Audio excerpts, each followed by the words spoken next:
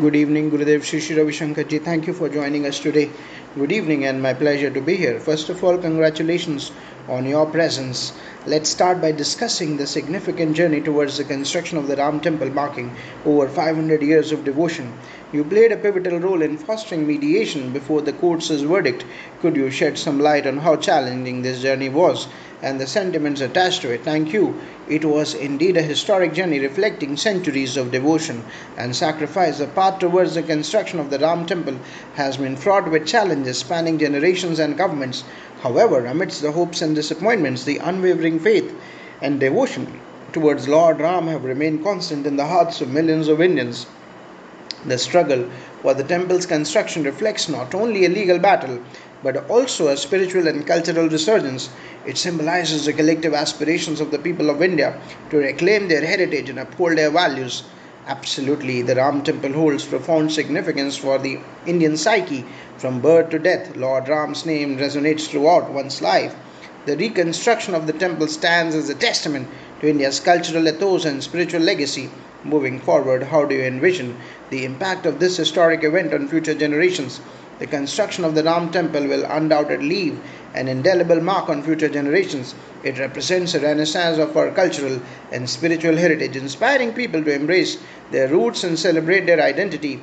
The temple's presence will serve as a constant reminder of our shared values and traditions, fostering unity and harmony among diverse communities. Moreover, it will become a symbol of peace and brotherhood, transcending boundaries and connecting people across the globe. Indeed, the Ram Temple's construction signifies a reawakening of India's cultural pride and spiritual resurgence. Alongside this monumental achievement, we have witnessed the revitalization of other sacred cities like Kashi Vishwanath Corridor and rejuvenation of cultural practices. How do you perceive these initiatives contributing to India's cultural and spiritual renaissance? The rejuvenation of sacred sites and cultural practices is integral to India's cultural and spiritual renaissance. It reflects a rekindling of our ancient wisdom and a reawakening of our collective consciousness. Initiatives like the Kashi Vishwanath Corridor not only enhance the spiritual experience for pilgrims but also preserve our architectural heritage for future generations. Similarly, the revival of cultural practices strengthens the fabric of our society, fostering a sense of belonging and pride among the youth. Overall, these initiatives serve as catalysts for India's cultural and spiritual renaissance, inspiring a deeper connection to our roots and a greater appreciation for our rich heritage. Your insights shed light on the profound impact of these initiatives on India's cultural and spiritual landscape.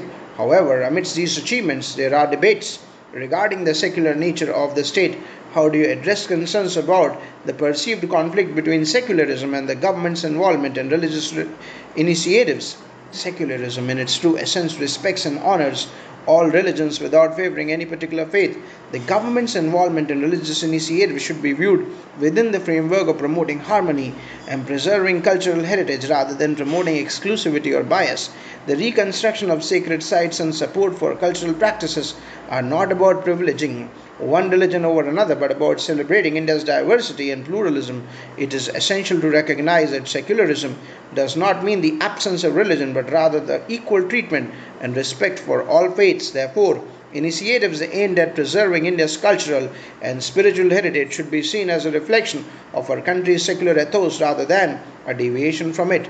Your perspective provides clarity on the nuanced relationship between secularism and religious initiatives. As we move forward, what role do you see spiritual leaders and practitioners playing in shaping India's cultural and social fabric?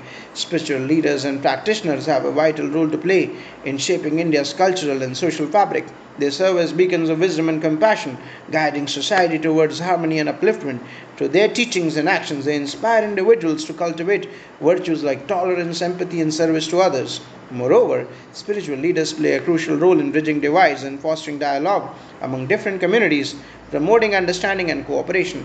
As custodians of India's spiritual heritage, they have a responsibility to uphold the country's values of inclusivity and pluralism, ensuring that our cultural and social fabric remains resilient and vibrant.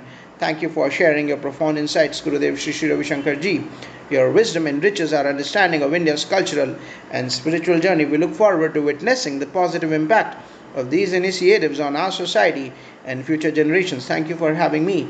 It has been a pleasure discussing these important topics, and I'm hopeful that together we can continue to nurture India's cultural and spiritual legacy for generations to come. Jai Gurudev.